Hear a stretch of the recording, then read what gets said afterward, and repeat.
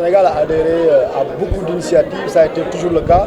C'est un phénomène sénégalais, mais qui a été accéléré depuis que le président Macky Sall est arrivé au pouvoir.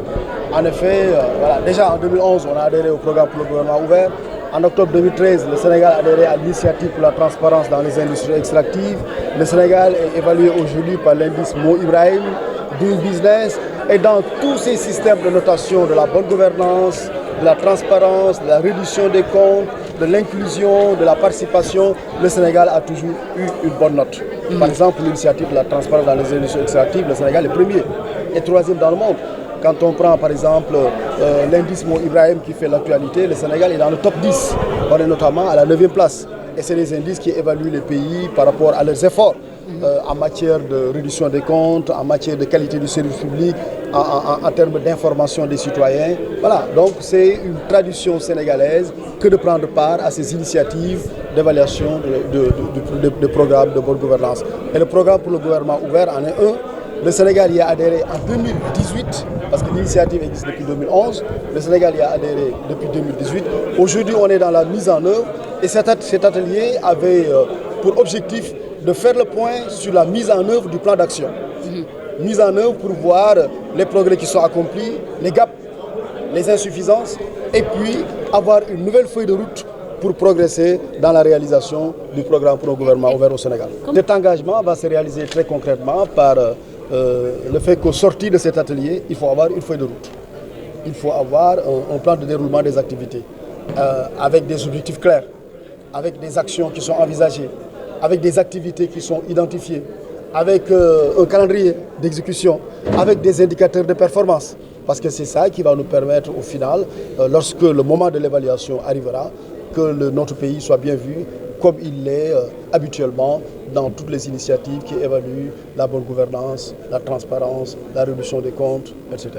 Quand on parle de gouvernement ouvert ou quand on parle de réduction des comptes, quand on parle aujourd'hui d'élaboration des politiques publiques, de mise en œuvre des politiques publiques, de suivi de l'exécution des politiques publiques, on ne peut pas ne pas associer la société civile.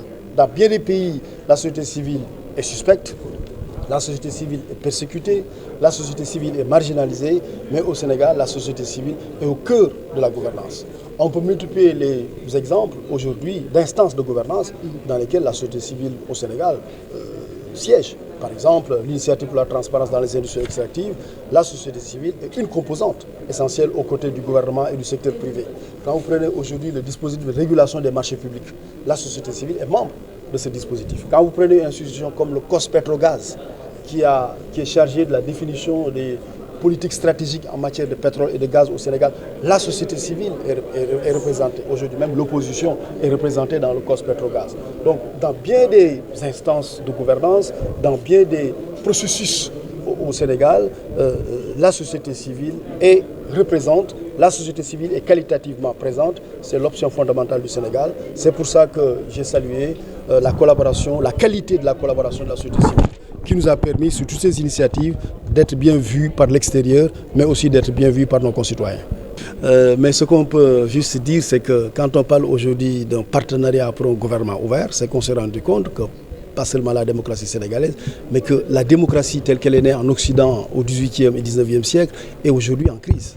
Dans tous les pays du monde, la démocratie est en crise. Lorsqu'on regarde d'ailleurs les convulsions des sociétés démocratiques, lorsqu'on voit les crises, lorsqu'on voit parfois les coups de théâtre, lorsqu'on voit ce qui se passe dans de grands pays considérés comme des références démocratiques, on se rend compte que la démocratie est en crise. Mais c'est normal, parce qu'elle a aussi un siècle et demi, 2 siècles dans d'autres pays. Aujourd'hui, c'est pour ça que des initiatives pour le gouvernement ouvert veulent réinventer la démocratie, veulent prendre en compte le fait qu'il y a une complexification des processus politiques, le fait qu'il y a de nouvelles exigences citoyennes. Et c'est pour ça qu'il y a ce programme pour un gouvernement ouvert. Et le Sénégal se retrouve dans le cadre de ce programme ouvert parce que les exigences de ce programme ouvert, les standards, les normes sont des choses qui sont bien intégrées dans le Sénégal, qui sont bien intégrées au Sénégal, à la fois dans les textes, mais aussi dans les pratiques, dans les habitudes. Dans notre pays, je disais que les initiatives pour la bonne gouvernance, la transparence, la réduction des comptes, un gouvernement ouvert, en un mot, ne sont pas simplement des proclamations. Et c'est pour ça qu'aujourd'hui, on l'a vu récemment au Sénégal, la Cour des comptes a produit un rapport qui a fait l'objet de débats. Et c'est ça aussi qui est salué par la communauté internationale par rapport à ce qui se passe au Sénégal. Les gens disent, mais ici, les gens débattent de tout. Vous êtes un pays ouvert. Et parce que vous êtes un pays ouvert, on débat de tout. Les rapports ne sont pas des rapports confidentiels, secrets. Les rapports sont des rapports publics. Les rapports sont des rapports publiés, accessibles à tous.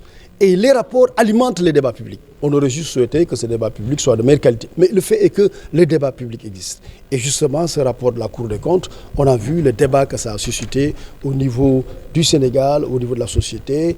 Tout le monde en a parlé et ça, il faut le saluer. Il y a des recommandations qui ont été faites par le rapport de la Cour des comptes, notamment les recommandations qui intéressent la justice, la demande d'ouverture d'informations judiciaires. Et le ministère de la Justice a saisi le parquet, à savoir le procureur de la République, pour initier toutes les suites judiciaires appropriées et qui sont contenues dans ce rapport de la Cour des comptes. Autrement dit, le parquet va faire un communiqué et commencer à faire ce qui est demandé par la Cour des comptes.